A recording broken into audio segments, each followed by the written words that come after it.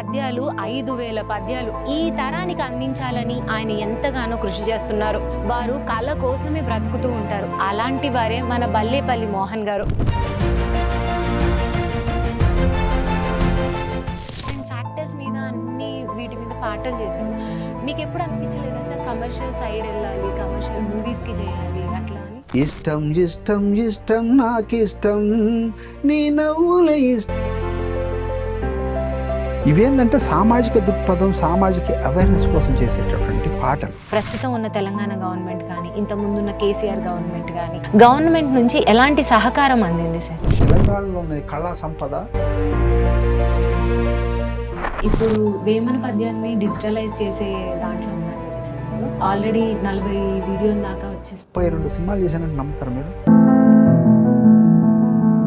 రమణ గోగులే గారు 10 సంవత్సరాల తర్వాత రామచిలుక అని వెంకటేష్ గారి సినిమాలో ఒక పాట పాడారు. ఆయన అన్న మాట ఏంటంటే, ఇప్పుడు ప్రజలకి మ్యూజిక్ కి మధ్యలో ఒక గ్యాప్ వచ్చేసింది, I want to fill that అన్నారు అన్నమాట. ఆయన అనుకున్నది అది. దానికి నేనే కూడా చెప్పాను.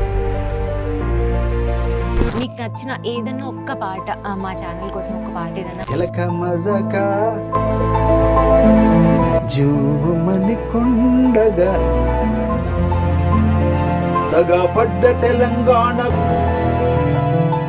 చాలా బాగా పాడారు సార్. మీరు పాడుతుంటే వినాలనిపిస్తుంది అట్లా.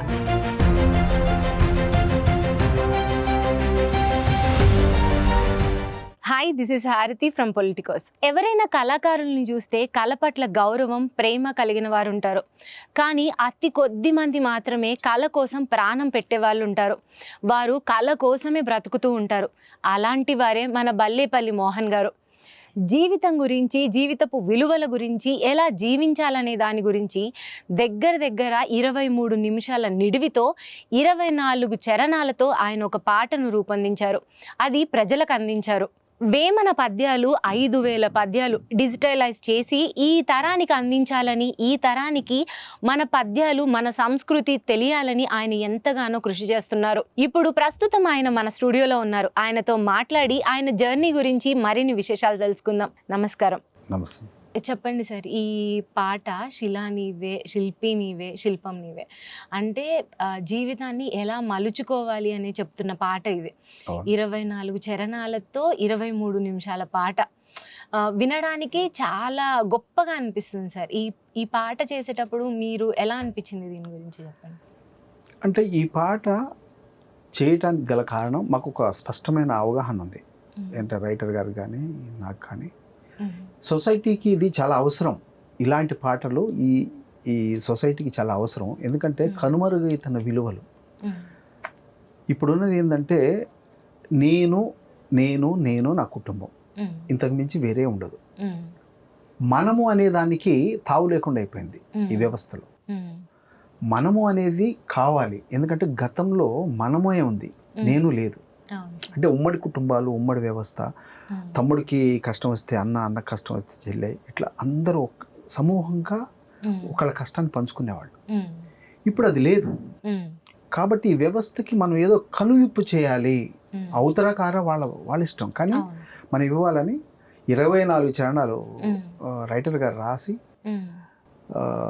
మేమిద్దరం డిస్కస్ చేసుకొని ఈ పాటని చేసాం. ఈ పాటకి వచ్చిన రెస్పాన్స్ ఎలా అనిపించింది సార్? నేను చూశాను మీ ఛానల్లో 1 మిలియన్ దాటేసింది. అంటే ఒక 5 నిమిషాలు ఉన్న పాట, ఒక హీరో గురించి వచ్చే పాట, లేకపోతే ఒక ఎలివేషన్ లాంటి పాట, అవి మిలియన్స్ రావడం వేరు. ఇట్లా ఒక జీవిత సత్యాన్ని చెప్పే ఒక పాట 1 మిలియన్ వ్యూస్ వచ్చినప్పుడు ఆ హ్యాపీనెస్ ఎలా అనిపించింది సార్? అంటే 1 మిలియన్ వ్యూస్ వచ్చినప్పుడు ఒక 10 లక్షల మంది ఈ పాటను విని అంతో ఇంతో దానిలో నుంచి నేర్చుకోగలరు అనేది ఒకటి ఉంటుంది కదా. కొంత అంటే ఎంతో కొంత, అరే ఇది కరెక్టే కదా, మనం ఇలా ఉండాలి అనేది కొంతలో మార్పు వస్తుంది ఖచ్చితంగా. ఆ మార్పు కోసమే చేసాము, అటువైపే పయనిస్తున్నాం. కాబట్టి ఖచ్చితంగా అది జనాలకి రీచ్ అయింది. ఇది ఈ వ్యవస్థకి, ఈ సమాజానికి చాలా మంచి పాటగా నేను చెప్తాను కదా, ప్రేక్షకులే చెప్తాను కింద అవి చూస్తే. కాబట్టి చాలా ఆనందం కదా. ఎందుకంటే మనం సొసైటీకి అసలు మనకేమి ఇచ్చింది అనేది దానికంటే మనమేమి ఇచ్చామనేది చాలా ఇంపార్టెంట్. ఈ వ్యవస్థకి మనం ఏదో ఒకటి ఇవ్వాలా. మనం ఎందుకు పుట్టాము ఇక్కడ? మనకి ఇంత పంచభూతాలు మనకి గాలి, నీరు, నిప్పు ప్రకృతి ఇచ్చినప్పుడు ఈ ప్రకృతిని కాపాడటం కోసం, ఈ వ్యవస్థను కాపాడటం కోసం మన ప్రయత్నంగా ఏదో ఒకటి మనం చేయాలనేది మన సంకల్పం. మీ పాటలు అండ్ మీ జర్నీ మొత్తం చూసినా అలానే ఉంది సార్. మీరు సొసైటీకి చేస్తున్నదే ఉంది. ఇప్పుడు రీసెంట్గా చూస్తే కూడా వేమన పద్యాలు మనం కొంచెం ఒక 10 సంవత్సరాల క్రితం వరకు వేమన పద్యాలు మన సొసైటీలో వినబడుతూనే ఉండేవి. ఇప్పుడు ఇంగ్లీష్ మీడియం, ఇంటర్నేషనల్ సిలబస్లు ఇవి వచ్చిన తర్వాత కొంచెం కొంచెం తగ్గుకుంటూ వచ్చింది. ఈ టైంలో మీరు వేమన పద్యాలని డిజిటలైజ్ చేయాలనుకోవడం, అలా చేయడం, దానికి మళ్ళీ తమిళనాడు గవర్నమెంట్ మీకు అవార్డు ఇచ్చి మిమ్మల్ని సత్కరించడం, తెలుగు వాళ్ళగా మాకైతే అది చాలా గర్వంగా ఉంది. అయితే ఇక్కడ ఏం జరుగుతుందంటే చాలామంది కూడా భాష నాలెడ్జ్ కాదు, భాష అనేది కమ్యూనికేషన్ ఓన్లీ. ఇప్పుడు ఇంగ్లీష్ రాగానే తెలుగు కల్లోడు అనుకోవటం తప్పు. అవును సార్. అది మన కమ్యూనికేషన్. ఒకళ్ళు మాట్లాడుకోవటానికి కమ్యూనికేట్ అయ్యేది ఒక సాధనం లాంటిది. కానీ తెలుగు భాష, మన భాషను మనం ఎప్పుడు గౌరవించుకోవాలి. ఎందుకంటే భవిష్యత్తులో తెలుగు భాష అనేది నిజంగా కనుమరుగైపోయి ఇది అంటే కనుమరుగయ్యే ప్రమాదం కూడా ఉంది. ఎందుకంటే ఇంగ్లీష్ నేర్చుకోండి కాదంటలేదు, కానీ నేను తమిళనాడు మొన్న నాకు అవార్డు ఇచ్చినప్పుడు తమిళనాడు వెళ్తే వాళ్ళు వాళ్ళ భాష మీద ఎంత గౌరవం, ఎంత ప్రేమ ఉంటుందంటే వాళ్ళు తమిళ్నే మాట్లాడతారు, వాళ్ళు ఇంగ్లీష్ కూడా మాట్లాడరు, హిందీ మాట్లాడరు, వాళ్ళకి తెలిసినా మాట్లాడరు, వాళ్ళ భాష మాట్లాడతారు. వాళ్ళని చూసి నేను చాలా ఆశ్చర్యపోయినా. నిజంగా దేశ భాషలందు తెలుగు లెస్స అని మనం చెప్పుకున్నాం కదా. మన భాషకున్నంత నుడికారం కానీ ఇలాంటి 56 అక్షరాలు ఉన్నటువంటి మన భాష చాలా గొప్పది ప్రపంచంలో. మన భాషను మనం తక్కువ అంచనా వేసుకుంటున్నాం, బయట వాళ్ళు చాలా గొప్పగా చూస్తారు తెలుగు భాషని. కాబట్టి ఖచ్చితంగా మన భాషను మనం గౌరవించాలా. మీరు ఇంగ్లీష్ భాష నేర్చుకోండి కాదంటలే, అది కమ్యూనికేషన్ కోసం, కానీ మన భాష నేర్పించండి, మన భాషను గౌరవించండి. మన భాషని చాలా గొప్పది కాబట్టి పిల్లలు ఖచ్చితంగా నేర్పించాలి. అదేవిధంగా వేమన పద్యాలు చేయడానికి గల కారణం కూడా ఏంటంటే 1500 సంవత్సరాల క్రితం వేమన రాసినటువంటి అద్భుతమైన పద్యాలు అవి. నేను చదువుకునేటప్పుడు నాకు 3-4 పద్యాలే తెలుసు. ఉప్పు కప్పూరం నొక్క పోలిక నుండు, మేడిపండు చూడు మేలుమై ఉండు, తల్లిదండ్రులను మించిన దయలేని పుత్రుడు అనే పాట, ఈ 2-3 తెలుసు. దీంట్లో కూడా మనం ఎగ్జామ్లో రాసినప్పుడు నేనుగా ఎగ్జామ్లో రాసేటప్పుడు ఒక లైన్ రాస్తాం, 2వ లైన్ మర్చిపోతాం, రాదు, 3వ లైన్ అసలే రాదు. లాస్ట్ లైన్ విశ్వదాభిరామ వినోదవేమ అనేది అందరూ తెలుసు. అంటే అంత మనకి రాని పద్యాలు అసలు ఇప్పుడు వింటుంటే నేను నివ్వెరపోయినా. అంటే ఒక సాహిత్య భాండాగారం, భవిష్యత్ తరాలకి ఇది కనుమరుగైపోతుంది, ఇది ఎవరు పట్టించుకోకపోతే. ఓన్లీ టెక్స్ట్ రూపంలో ఉంది, టెక్స్ట్ రూపంలో ఎన్ని రోజులు ఉంటుంది ఇది. అంటే దీన్ని నిజంగా వేమన మీద ప్రేమ ఉండి వేమన సాహిత్యాన్ని కాపాడదాం అనుకున్న ఎవరైనా సరే ఇలా వేమన ట్రస్టులు పెట్టి చేస్తున్నారు. అయితే మారుతున్న కాలం ప్రకారము దాన్ని డిజిటలైజ్డ్ చేయకుండా టెక్స్ట్ రూపంలో ఉంటే దానికి ప్రాణం లేదు. దానికి ప్రాణం పోయాలనే ఒక సంకల్పం నాలో కలిగి నేను దానికి ఒక రూపాన్ని తీసుకొద్దామనే ఒక ప్రయత్నంలో దానికి చక్కగా ట్యూన్ చేసి దానికి బ్యాక్గ్రౌండ్ మ్యూజిక్ చేసి దాన్ని పాడుతున్నప్పుడు నాకు ఫస్ట్ భయం వేసింది. అంటే నేను పాడగలనా ఇవి అంటే. మీకు ఏమనిపిస్తుంది అంటే దాంట్లో ఉన్నదే 3 లైన్లు, కానీ అది పాడటం చాలా కష్టం అండి. అవును సార్. ఎందుకంటే 3 లైన్లే కదా అనుకుంటాం, కానీ దాంట్లో ఒక్కొక్క లైన్లో చాలా గొప్ప అర్థం ఉంది. మీకు ఒక పద్యం పాడి వినిపిస్తాను, వినిపించండి సార్. మేడి పండు చూడ మేలిమయ్యుండును, పొట్ట విప్పి చూడ పురుగులుండు, పిరికి వాని మధిని బింకమేలాగురా, విశ్వదాభిరామ వినురవేమా.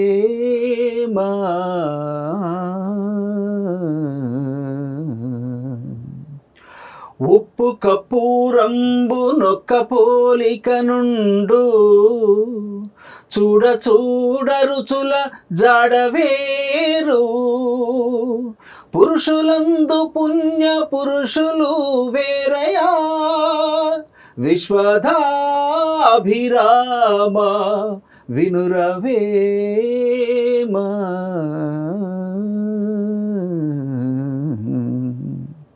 చాలా బాగా పాడారు సార్. మీరు పాడుతుంటే వినాలనిపిస్తుంది అట్లా. నేను మీ యూట్యూబ్ లో కూడా విన్నాను ఇవి, కానీ మీరు ఇలా లైవ్ లో పాడుతుంటే ఇంకా చాలా బాగా అనిపిస్తుంది.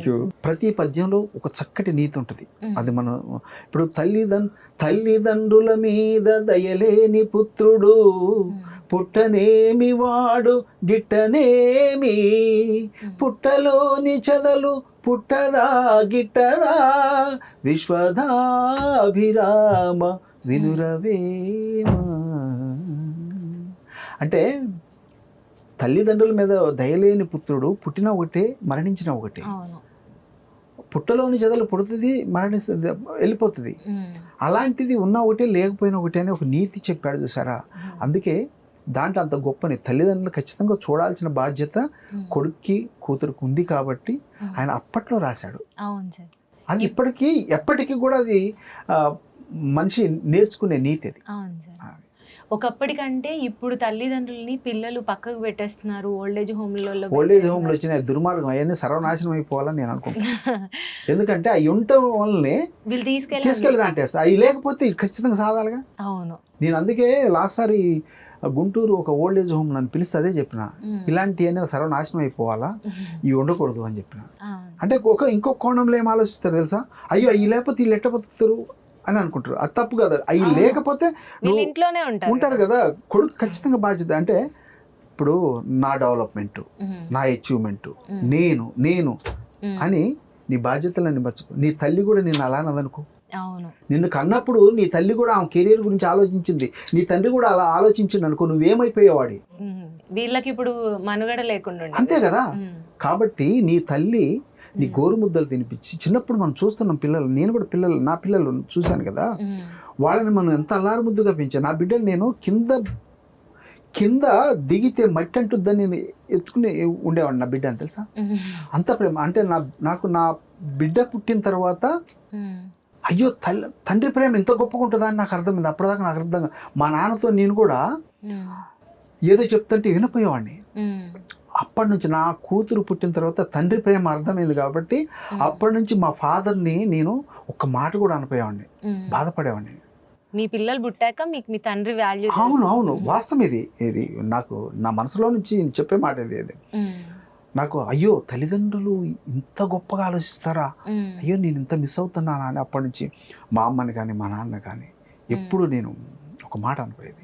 అంతకుముందు మనం ఏంటంటే ఆటగోగులే వరంలాగా ఉండేది. వాళ్ళు ఏదని చెప్తే పెడచేవని పెట్టి ఉరికేది, ఇది కాదులే నాన్న అది కాదని చెప్పుకుంటూ పోయేది. అవునవును. కానీ మనకి పిల్లలు వచ్చి మనం వీళ్ళని ఎంత ప్రేమిస్తున్నామో మనకి తెలిసిన తర్వాత మన తల్లిదండ్రులు కూడా మన ఇలా చూసుకున్నారు కదా, అయ్యో ఇంత మిస్ అవుతున్నామే, వాళ్ళు ఎంత ప్రేమ ఉంటుంది వాళ్ళకి అని. అవును సార్, అవును. మాది ఖమ్మం జిల్లా బల్లేపల్లి. మా ఊరి పేరే నా ఇంటి పేరుగా మారింది. మా ఇంటి పేరు మెట్టెల. నాకు 3 తమ్ముళ్ళు, ఒక అక్క. మా అమ్మ నాన్న కాలం చేశారు. మా అమ్మ అంటే అమ్మ అంటే ఎవరికైనా చాలా ప్రేమ ఉంటుంది. కానీ మా అమ్మ నన్ను తిట్టినప్పుడల్లా నేను ఒక పాట పాడేవాడిని. అది ఏంటంటే అందరికీ తెలిసిన పాటే కావచ్చు, కానీ నా నోట మా అమ్మకి వినిపిస్తే మా అమ్మ కోపం నా మీద వచ్చిన, అంటే నేను లేటుగా ఇంటికి పోయి స్నేహితులతో తిరిగి సరదాగా పోయేసరికి లేట్ అయితే అన్నం తినలేదని కోపపడేది తప్ప, నువ్వు లేటుకు వచ్చిన అంటే తల్లికి ఎంత నమ్మకం కొడుకు మీద నా అమ్మ మీద నాకు. అయితే మా అమ్మ నన్ను తిట్టినప్పుడు పాడే పాట ఏంటంటే, అమ్మ నన్ను కన్నందుకు వందనాలు, అమ్మ నన్ను సాధినందుకు వందనాలు, అమ్మ నన్ను కన్నందుకు వందనాలు, అమ్మ నన్ను సాధినందుకు వందనాలు,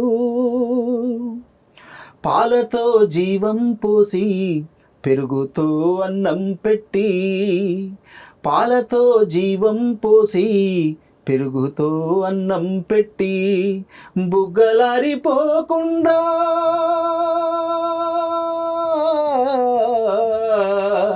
అమ్మా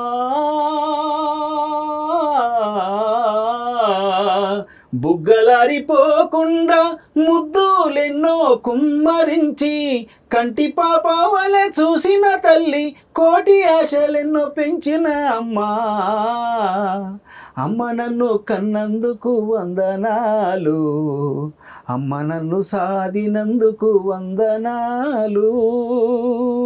పల్లెరుల కాలంలోనా పరిగెరే రోజుల్లోనా, పల్లెరుల కాలంలోనా పరిగెరే రోజుల్లోనా ఈ ఎండకు పోనివ్వలేదు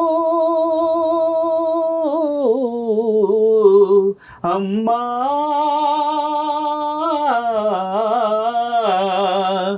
ఎండకు నన్ను పోనివ్వలేదు, వానకు నువ్వు రానివ్వలేదు, రెక్కలనేవు యాల కట్టినవు, కోయిలవై నువ్వు జోల పాడినవు. అమ్మ నన్ను కన్నందుకు వందనాలు, అమ్మ నన్ను సాదినందుకు వందనాలు. కొమ్మల్లో అమ్మున్నది, రెమ్మల్లో అమ్మున్నది, పువ్వుకు అమ్మే ప్రాణం, కాయకు అమ్మే జీవం. అమ్మ లేక ఏ లోకం లేదు, అమ్మను మించిన దైవం లేదు. అమ్మ నన్ను కన్నందుకు వందనాలు, అమ్మ నన్ను సాదినందుకు వందనాలు. ఈ పాట పాడేవాడి మా అమ్మ. Excellent ఉంది sir. మీ మమ్మీ కాదు, విన్న వాళ్ళందరూ కరిగిపోతారు. అప్పుడు మా అమ్మ నా మీద కోపడేటప్పుడు ఆమెను కూల్ చేయటం కోసం పాడితే ఇక కూల్ అయ్యేది అట్లా. సార్ మీరు ఇన్ని పాటలు పాడుతున్నందుకు ఒక్కసారి మా కోసం శిలా నీవే, శిల్పి నీవే, శిల్పం నీవే ఆ సాంగ్ ఒక్కసారి మా కోసం పాడింది. ఓకే, అయితే ఈ పాట యాక్చువల్గా చాలామందిని అనుకున్నాం ఈ పాట పాడించడం. వందే మాత్రం శ్రీనివాస్ గారితో కూడా పాడియాలనుకున్నాం. యాక్చువల్గా జేసుదాస్ గారితో పాడియాలనుకున్నాం. జేసుదాస్ గారిని మేము ట్రై చేసాము, ఫోన్ చేసి మాట్లాడాము. చెప్తే అప్పుడు విజయ్ జేసుదాస్ గారితో మేము ట్రై చేసాము, పాడించాము. అది మేము ముందు ఒక పల్లవి పాడించాము. శిలా నీవే, శిల్పి నీవే, శిల్పము నీవే సృష్టిలో, నిన్ను నువ్వు మలుచుకుంటూ నిలిచిపో చరితలో, పుడమిలో అణువణువు నీదే పరవశించుట నేర్చుకో, జీవితం ఇక మళ్ళీ రాదు సార్థకం చేసుకో. శిలా నీవే, శిల్పి నీవే, శిల్పము నీవే సృష్టిలో, పాడి పంటలు పసిడి రాసులు, ఆలమందలు పాలధారలు, గరక పువ్వులు గడ్డి పాన్పులు, తుమ్మెదలు తూనీగ నవ్వులు, ఎన్నో ఉండి ఏమి లేదని బాధపడతావెందుకు, జీవించడంలో ఉన్న మధురిమ తెలుసుకోలేవెందుకో. శిలా నీవే, శిల్పి నీవే, శిల్పము నీవే సృష్టిలో, పండు వెన్నెల నిండు పున్నమి, సంధ్య వెలుగులు ఇంద్రధనసులు, సూర్యచంద్రులు క్రాంతిధారలు, విశ్వమున విరబూసే తారలు, పుడమి ఎంత గొప్పదో మన పుట్టుకెంత భాగ్యమో, పుడమి ఎంత గొప్పదో మన పుట్టుకెంత భాగ్యమో. శిలా నీవే, శిల్పి నీవే, శిల్పము నీవే సృష్టిలో. ఎక్సలెంట్ సార్, అంటే ఎక్సలెంట్, ఆసమ్, ఇట్లాంటి ఎన్ని వర్డ్స్ చెప్పినా. అండ్ మ్యూజిక్తో పాటు ఎంత బాగుందో, మీరు మ్యూజిక్ లేకుండా ఇట్లా పాడుతుంటే కూడా మ్యూజికల్గానే ఉంది సార్, అంత బాగుంది. మీ అభిమానం అది. చాలా బాగుంది సార్. నాకు నేను ప్రతి పాటకి ఈ పాట బాగుంది అనుకునేసరికి మీరు నెక్స్ట్ పాడేసరికి ఇంకా దానికి ఫ్యాన్ అయిపోతున్నాను. చాలా బాగుంది. మలిదశ తెలంగాణ ఉద్యమం జరుగుతున్నప్పుడు తెలంగాణ ఉద్యమానికి సపోర్ట్గా ఫస్ట్ క్యాసెట్ అంటే ఒక ఫస్ట్ పాటలు వచ్చాయంటే అది మీ నుంచే వచ్చింది, బల్లేపల్లి మోహన్ గారి నుంచే వచ్చింది అది. అంటే ఆ టైంలో ఈ తెలంగాణ వస్తుందా లేదా అనే టైంలో దగాపడ్డ తెలంగాణ అని మీ సైడ్ నుంచి రావడం, అంటే మీరు ఇనిషియేట్ తీసుకోవడం, అది మీరు ఎలా స్టార్ట్ చేశారు సార్? అది యాక్చువల్గా కేసీఆర్ గారు 2001 అనుకుంటారు, 2001లో తెలంగాణ ఉద్యమం స్టార్ట్ చేశారు. అప్పుడు ఏంటంటే 2000 మందితో ఒక మీటింగ్ పెట్టారు, ఫస్ట్ మీటింగ్. ఆ మీటింగ్లో నేను ఉన్నాను. నేను పాల్గొన్న తర్వాత మనకేంటంటే వెనక ముందు తెలియదు, ఏదైనా అనుకుంటే దాన్ని ముందు దూసుకుపోతే తెలిసిన. ఇది నాకు తెలంగాణ ఉద్యమం తర్వాత నేను క్యాంపస్లో ఉన్నప్పుడు నాకు దాని బాగా ఇంపాక్ట్ నా మీద ఉంది బాగా. అప్పుడు నేనేం చేశానంటే కరీంనగర్లో ఫస్ట్ మీటింగ్ పెడదామని డిసైడ్ అయ్యారు కేసీఆర్. అంటే 10 జిల్లాల పర్యటనలో భాగంగా అక్కడ ఒక మీటింగ్ ఏదో పెట్టారు. ఆ మీటింగ్ పెట్టినప్పుడు ఆ మీటింగ్కి అసలు పాటలు లేవు. అప్పుడు తెలంగాణ అంతకుముందు వేరే తెలంగాణ మీద జనరల్ పాటలు చేసేది తప్ప తెలంగాణ ఉద్యమం కోసం చేయలే. చాలామంది అదే అంటారు. అంతకుముందు వేరే సంఘాలు చాలామంది తెలంగాణ మీద తెలంగాణ గొప్పతనం, తెలంగాణ ఆగమైపోయింది, తెలంగాణ ఇది అని పాటలు పాడేది. అంటే చుట్టూ గోదావరి ఉన్న మన బతుకులు ఎండిపోతున్నాయి, ఇటు గోదావరి అటు కృష్ణ పోతున్నా కానీ ఎడారి అయిపోయింది అని ఇట్లా మన పరిస్థితులను వివరించుకుంటూ చేసిన పాటలు నేను కూడా విన్నాను. కేసీఆర్ స్టార్ట్ చేసిన ఉద్యమం తర్వాత సబ్బండ వర్గాలు అందరూ మమేకమై చేస్తున్న ఆ ఉద్యమానికి సరైన పాటలు లేవు. లేకపోతే అరే మనం ఏదైనా చేయాలని నేను అప్పుడు పాటలు గ్యాదర్ చేసి పాటలు రికార్డ్ చేయటం కోసం చాలా కృషి చేశాను నేను. అప్పుడు దగాపడ్డ తెలంగాణ అని టైటిల్ పెట్టగానే ఆ దగాపడ్డ తెలంగాణ అని టైటిల్ పెడితే నన్ను భయపెట్టారు అందరూ, నేను అరెస్ట్ చేస్తారు అంటే. సరే ఏమైతే అదైంది. మనం ఏంటంటే మాకు మంచి ఉద్దేశం, సపరేట్ స్టేట్ కోసం ఫైట్ చేస్తున్నప్పుడు దానికి సరైన పాట లేకపోతే కష్టం కదా. తెలంగాణ కల్చరే పాటలతో. అప్పుడు ఏం చేశానంటే నేను ఇక్కడ రూమ్లో ఉండేవాడిని. రూమ్లో ఉంటే రమేష్ అని నా మిత్రుడు, తనకు చెప్పాను. అంత రూమ్లో ఉన్నప్పుడు ఒక భోజనం తెచ్చుకొని ముగ్గురం కలిసి తినుకుంటూ ఒక పాట రాశాడు రమేష్ అన్న మిత్రుడు. ఇప్పుడు కూడా ఆయన చాలా ఆనందపడతాడు. దగపడ్డ తెలంగాణ వీరపుత్రులారా, తలవంచని తెలంగాణ శౌర్యపుత్రులారా, ఇకనైనా కళ్ళు తెరిచి రండి వేదామిప్పుడు తెలంగాణ రాష్ట్ర అవతరణానికి తొలి అడుగు. జై తెలంగాణ, జై జై తెలంగాణ, పోరు తెలంగాణ, ఇది వీర తెలంగాణ అని రాసినప్పుడు దాన్ని ట్యూన్ చేసి అప్పటికప్పుడు అదొక పాట.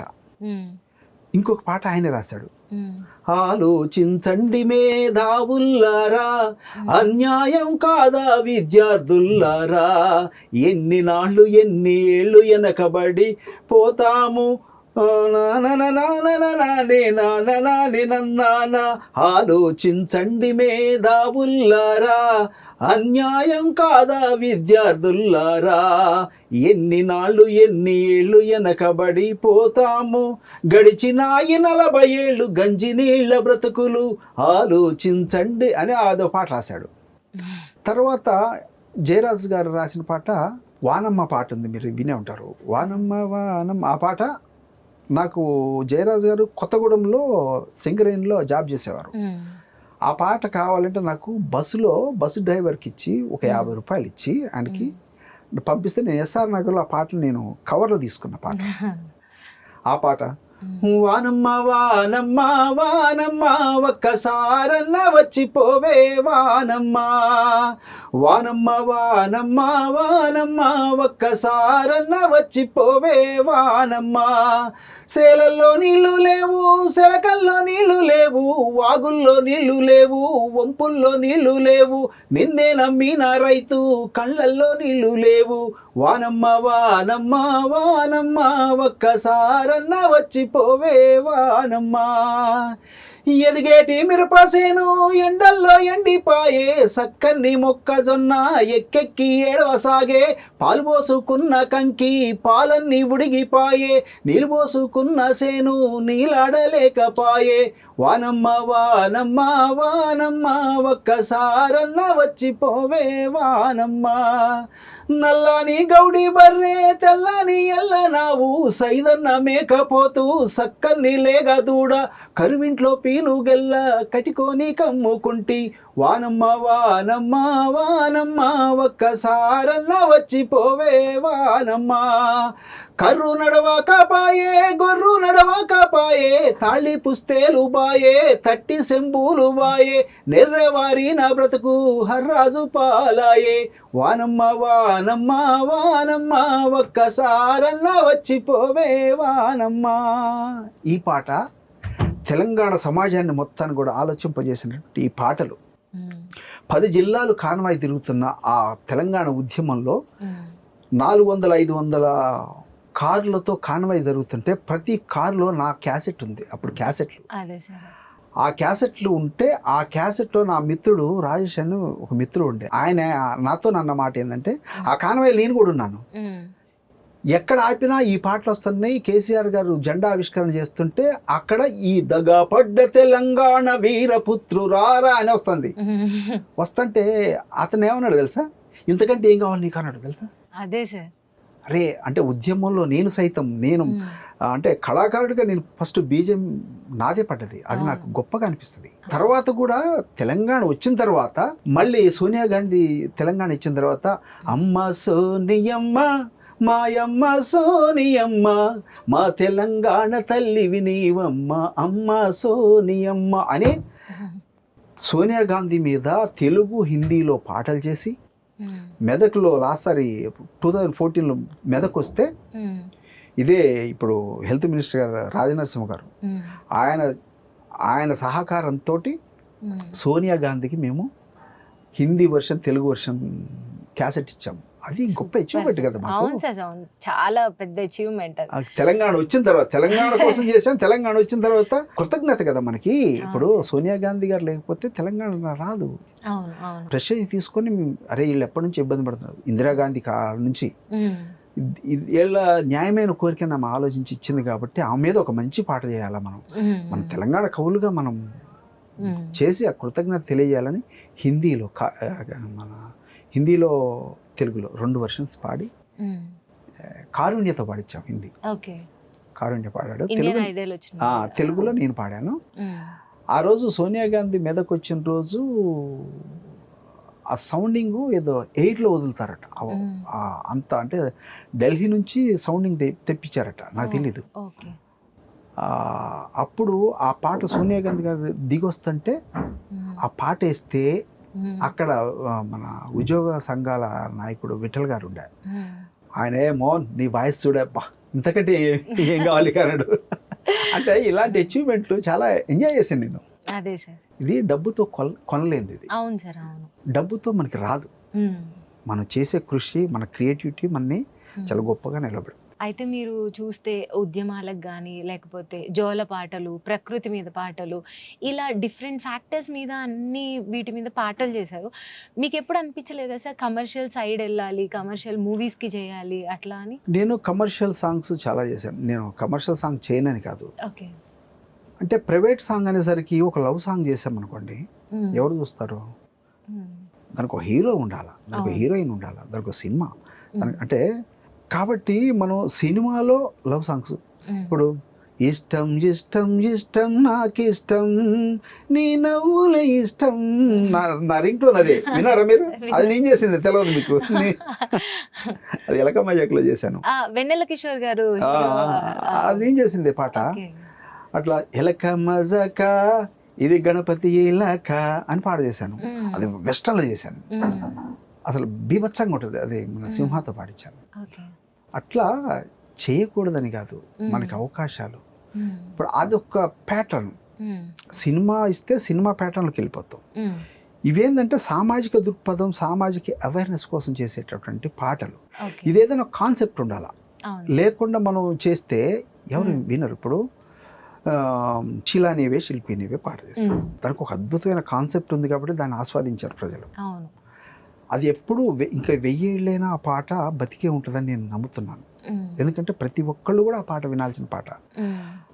ఆ పాటతో వచ్చిన గౌరవం మనకి, ఆ పాట జనాల్లోకి వెళ్ళిన విధానం, ఎంత ఎంజాయ్ చేస్తారో, ఎంత ఆలోచింపజేసిన పాట. అట్లా ఈ మధ్యకాలంలో చాలా చేశాను నేను. అంటే డివోషనల్ చేశాను, బాలుగారితో పాడించాను, సాయిబాబా సాయిబాబా, వందే మాత్రం శ్రీనివాస్ గారితో పాడించాను. ఒక నువ్వే నేను నేనే నువ్వు అని ఒక సినిమా ఎప్పుడో చేశాను దమ్మల్లో. దాంట్లో వందే మాత్రం గారితో మా గురువు కాబట్టి ఆయనతో ఫస్ట్ పాడేలా ఆయనతో పాడించాను. ప్రేమ ప్రేమ ప్రేమ నేనే రాశాను ఆ పాట.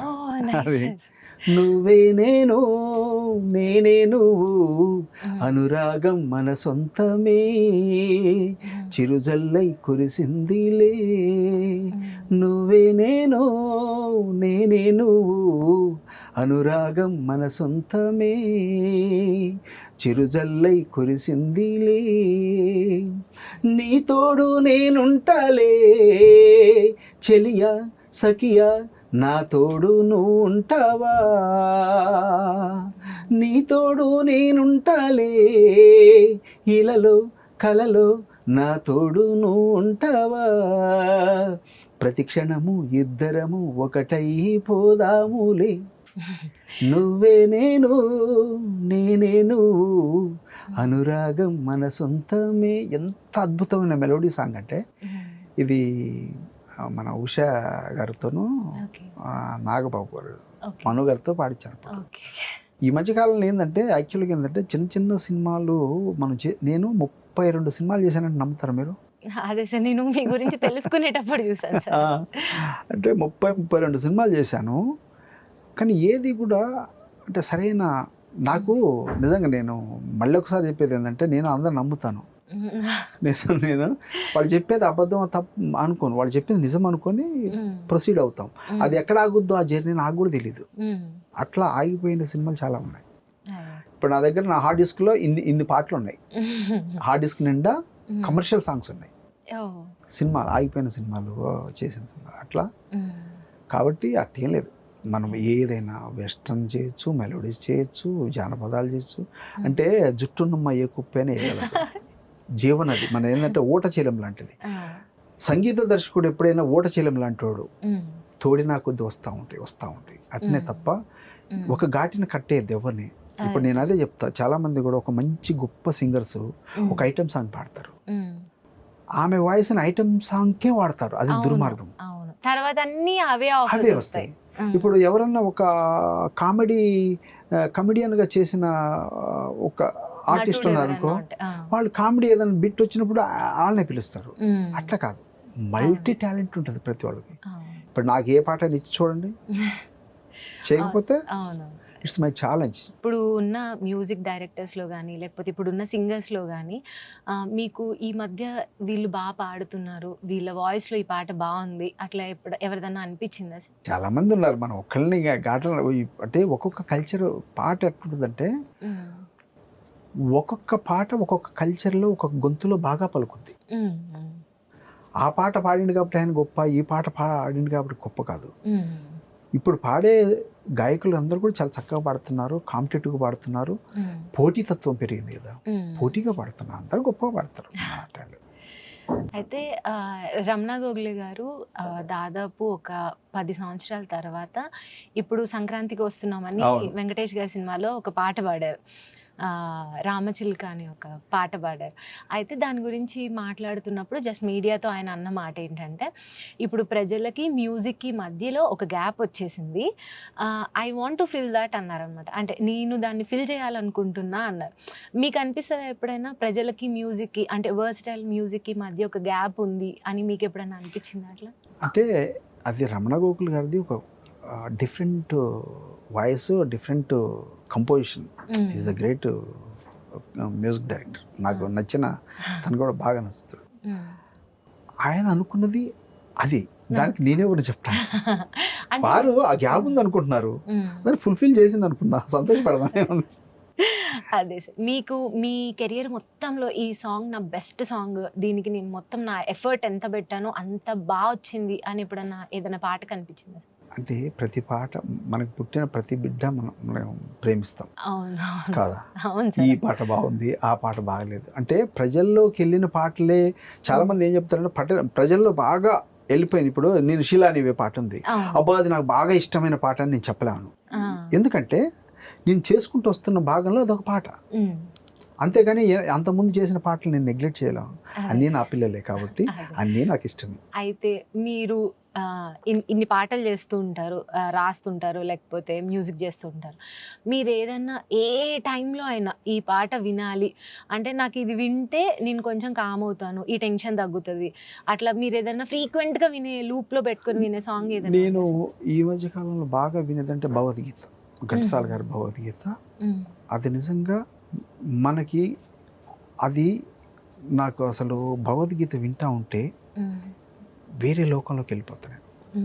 అంత గొప్ప వాయిస్, అంత గొప్ప తత్వము, ఆయన తప్ప ఇంక వేరే వాళ్ళు చెప్పలేరు. అసలు అంత గొప్పగా చెప్పారు. మీరు విన్నారో లేదో నాకు తెలియదు, కానీ భగవద్గీత నేను విన్నంతసేపు నాకు చాలా ఆనందాన్ని ఇస్తుంది. నాకు ఎప్పుడైనా బాధ వేసినప్పుడు ఖచ్చితంగా భగవద్గీత వింటాను. అంత గొప్ప, ఎందుకంటే భగవద్గీతని అంత బాగా ప్రజెంట్ చేసిన ఘంటసాల గారికి నిజంగా మన తెలుగు ప్రజలందరూ రుణపడి ఉంటారు. మీకు బాగా నచ్చే పాట, మీరు ఎవ్రీ టైం వినాలి, లేకపోతే ఇది వింటే నేను కామ్ అవుతాను అనుకునే సాంగ్ ఏదైనా ఉంటే ఒక్కసారి మా కోసం పాడండి. అంటే నేను వినే పాటలు చాలా ఉన్నాయి. ఇప్పుడు ఏ పాటకి ఆ పాట, ఈ పాట వింటే నేను నిద్రపోతాను, ఈ పాట వింటే నేను హ్యాపీగా ఉంటాను కదా. ప్రతి పాట బాగా ఉన్న పాట. ఇప్పుడు బాలుగారి పాటలు ఏ పాట బాగుంటుంది చెప్పండి? అన్నీ బాగుంటాయి. చిత్రమ్మ పాడిన పాట ఏ పాట బాగుంటుంది చెప్పండి? అంతే, ఒకదానికొకటి మించి ఉంటాయి, అన్నీ బాగుంటాయి. మరి అట్లా కాదు. ఇప్పుడు సునీత గారు పాడిన పాట ఎప్పుడో గులాబీలు, ఈ వేళలో నీవు ఏం చేస్తూ ఉంటావో అనుకుంటూ ఉంటాను ప్రతి నిమిషము. ఎంత మెలోడీగా ఉంటుంది. గులాబీ సినిమాలో శేషప్రీతం గారు చేశారు. అట్టనేం లేదు, మనం అన్ని పాటలు బాగుంటాయి, అన్నీ మనం ఆస్వాదిస్తాము. ఈ పాట పాడితే ఆ పాట పాడితే కాదు. నేను బాగా ఇష్టపడేది చెప్పాను ఇందాక, భగవద్గీత. నాకు హ్యాపీనెస్ కావాలంటే, అంటే భగవద్గీత వింటంటే వేరే లోకంలోకి వెళ్ళిపోయినట్టు అనిపిస్తుంది నాకైతే. అది వేరే లోకంలో మనం నైట్ టైంలో నేను వింటాను. నేను ఒకసారి ఏం చేశానంటే, మా మదర్ ఎర్లీ మార్నింగ్ 4-5 o'clockకి విలేజ్లో వాకిలు ఉడిచి కళాప్స్ అల్లి ముగ్గులేస్తాను కదా, ఆ టైంలో నేను భగవద్గీత పెట్టేవాడిని తెలుసా. తెల్లవారుజామున భగవద్గీత పెట్టి వింటా ఉంటే ఆహా అనిపించేది నాకు. ప్రశాంతంగా ఉంటుంది అసలు. అట్లా ఒక్కొక్కసారి ఒక్కొక్క సాంగ్ మనకి మన మూడ్ బట్టి బాగా అనిపిస్తుంది. పోనీ మీకు బాగా అదే సాహిత్యము లేకపోతే ఏదో ఒక నచ్చిన పాట? నేను ఇందాక చెప్పాను అనుకుంటా, మన శక్తి అన్న ఒక పాట రాశాడు. శక్తి గారు అనే పెద్ద రైటర్ ఆయన చాలా గొప్ప మనిషి. నేను ఫస్ట్ సూర్యకిరణాలు అనే క్యాసెట్ చేసినప్పుడు ఆయన పాట తీసుకున్నా. ఆ పాట నేను వారు రాశారని నేను అనుకోలేదు, నేను శ్రీశ్రీ రాసిందేమో అనుకొని ఆ పాటను రికార్డ్ చేసి నేను రిలీజ్ ఫంక్షన్లో చెప్తే అసలు ఆశ్చర్యపోయి ఆయన నన్ను శ్రీశ్రీతో పోల్చాము అని నవ్వాడు. ఆ పాట శ్రమ మీద ఉంటుంది. అంటే రాజులు కోటలు కడతారు, తాజ్మహల్ కడతారు, బిర్లా మందిర్లు కడతారు, ఇవన్నీ కడతాం. కానీ ఆ శ్రమ అంటే వాటికి రాళ్ళెత్తిన కూలీలు ఎవరో అని వాళ్ళ పేర్లు ఉండవు, కనుమరుగైపోతారు. అంటే వాళ్ళు ఎంతో కష్టపడి బండలు మోస్తారు, ఇసుక సిమెంట్ మోస్తారు, కానీ ఆడ పేరు ఎవరిది ఉంటుంది? పలానా రాజు. కానీ రాజు ఇటుకలు మోయడు. అవును. కానీ వాళ్ళని దృష్టిలో పెట్టుకొని ఒక గొప్ప పాట రాశాడు ఆయన. మా కోసం అది నేను ఆల్రెడీ రికార్డ్ చేసిన పాటే. ఈ శిల్పులెవ్వరో, ఈ కూలీలెవ్వరో, పేరు లేనోళ్ళు ఘనకీర్తి కలవోళ్ళు, ఈ శిల్పులెవ్వరో, ఈ కూలీలెవ్వరో,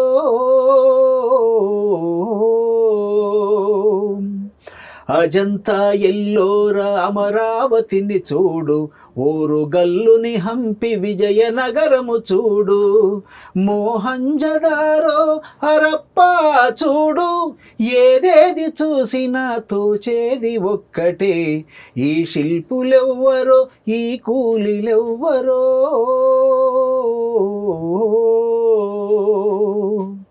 బండరాళ్లను వెన్న పూసగా చేసి అందచందాలున్న బొమ్మలు గమలచి నాజూకు నాజూకు నగిశీలు చెక్కి రక్తాన్ని శిల్పముకు రంగుగా రాసిన ఈ శిల్పులెవ్వరో ఈ కూలిలెవ్వరో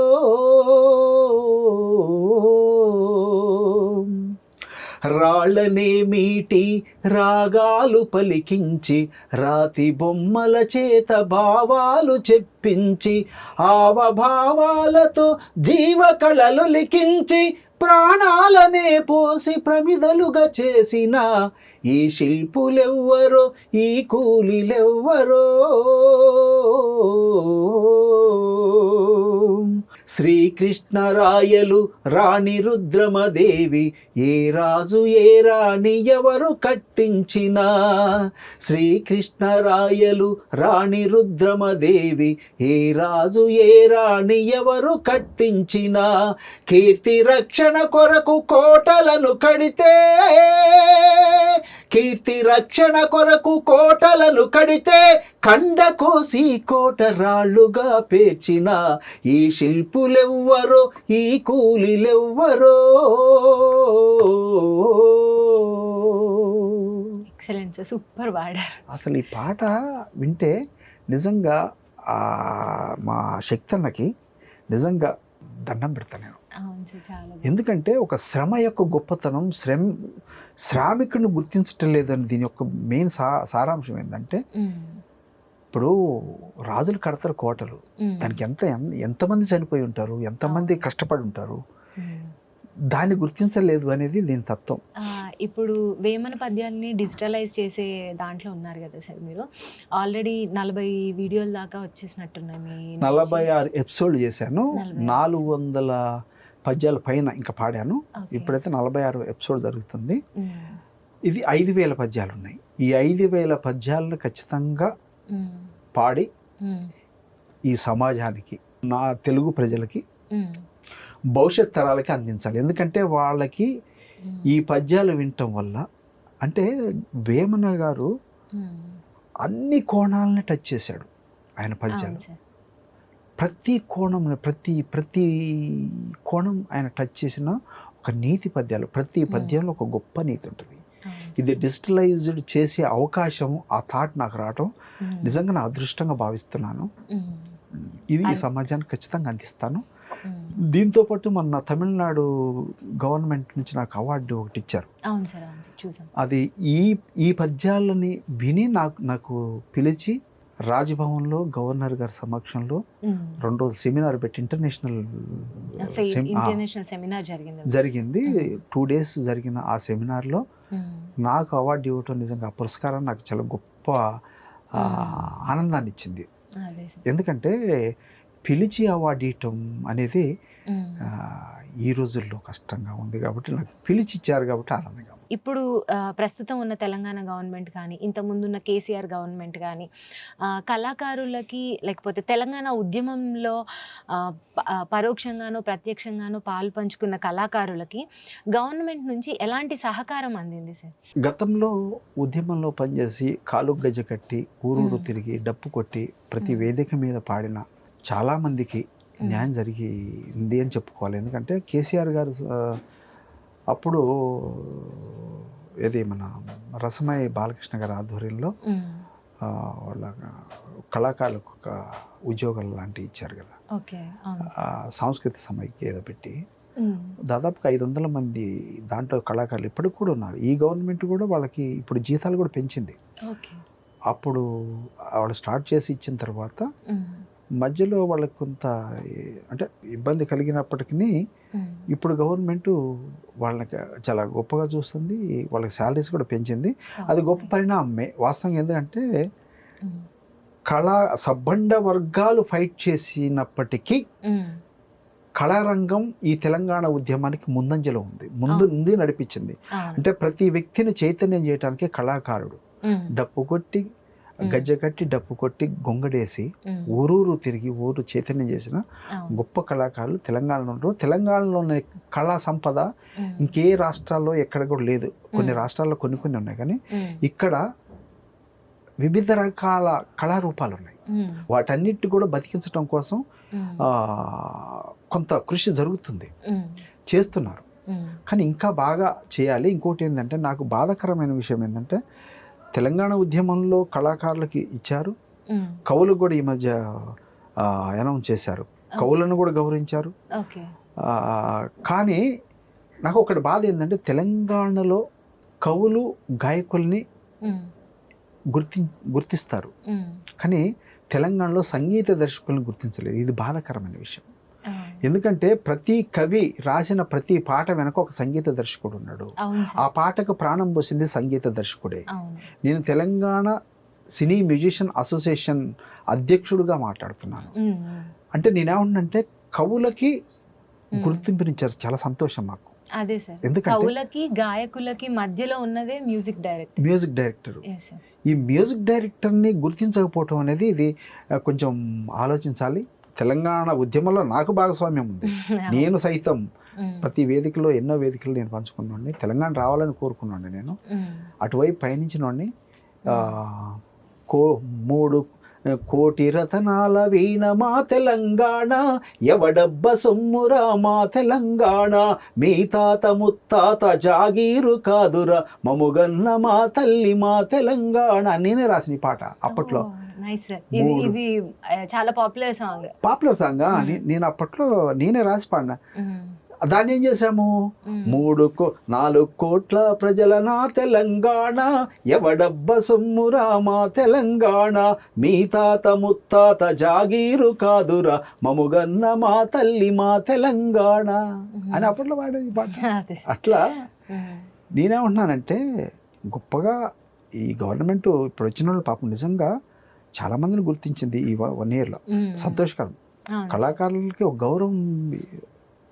గౌరవాన్ని ఇస్తున్నారు. దాంతోపాటు నాకు బాధాకరం ఏంటంటే తెలంగాణలో సంగీత దర్శకులను గుర్తించరు. అది బాధ. అంటే పాట అంటే కవి, పాట గాయకుడు అంటే ఇంకొకటి ఏముందంటే ఇక్కడ గాయకుడే పాట రాసుకుంటాడు, తనే ఏదో ఒక ట్యూన్లో పాడుకుంటాడు.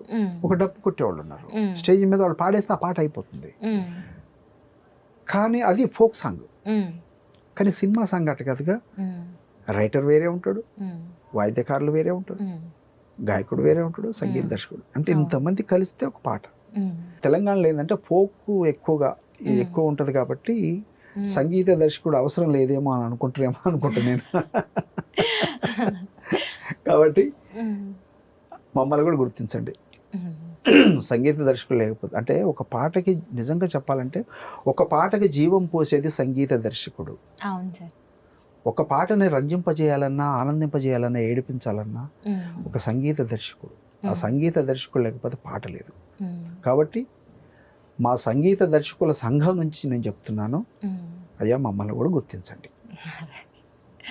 పాటకి ప్రాణం పోస్తే కవి రాయడం, గాయకులు పాడడంతో పాటు మ్యూజిక్ డైరెక్టర్ మ్యూజిక్తోనే ఆ పాట జనాల్లో అంత ప్రాచుర్యం పొందుతుంది.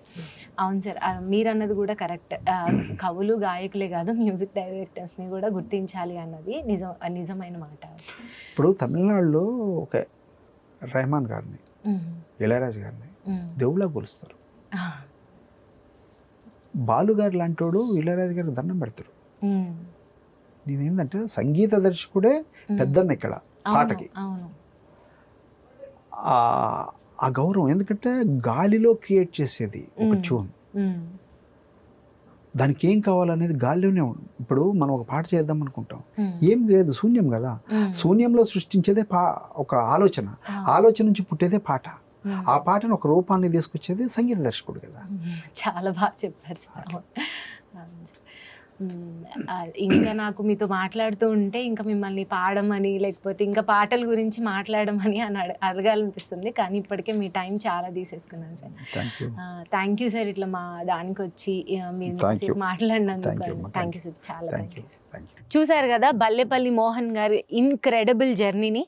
అయితే వాళ్ళ అమ్మగారి పాట దగ్గర నుంచి మొదలైన ప్రయాణం వందే మాతరం శ్రీనివాస్ గారి దగ్గర శిష్యరికంతో అండ్ ఇప్పుడు వేమన పద్యాలు డిజిటలైజ్ చేసి ఈ తరానికి అందించాలి అనే విధంగా సాగుతుంది ఆయన జర్నీ. అండ్ ఇలానే సొసైటీకి ఆయన ఎన్నో చేయాలని రానున్న రోజులలో తమిళనాడు గవర్నమెంట్ అడిగినట్లు అక్కడి వారి పద్యాలని కూడా మన ఈ తరానికి అంటే ఈ డిజిటలైజ్ తరానికి ఆయన అందించాలని మనస్ఫూర్తిగా కోరుకుంటుంది Politicos media. Please subscribe to the channel and download the Politicos app from the links in the description.